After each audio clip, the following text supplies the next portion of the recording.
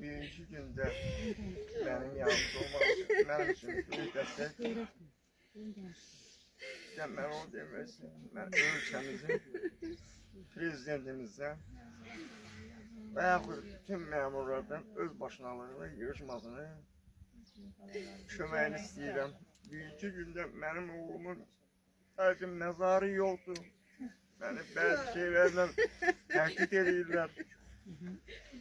Azır olan əskərlər üzümə dirənsə də, əskərlər desə də, deyir sağ olan olur. Devamlı bizim məmurlar öz başınalıq edir, cənab prezident.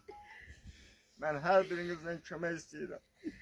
Mənim oğlumun qanı bax burada görsən, ikinci qrup olaraq, birinci qrup ekspertdə məndən BNT testi Bakıda aparıblar, verdiriblər. Ekspertdə təyin edilir ki, sənin oğlunda, paltarında götürülən nümunələr birinci qrupdur. Sənin oğlunun paltarı deyil.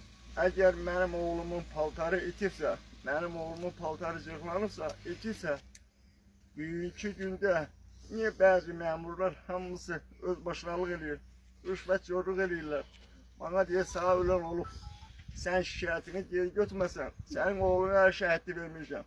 Mən sana oğul vermişəm, oğlumu ver, oğlumu istəyirəm. Mən oğlumu istəyirəm.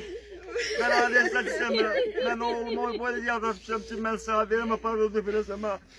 Mənim oğlumu erməni öldürsə, məni bir belə yandırmazdı.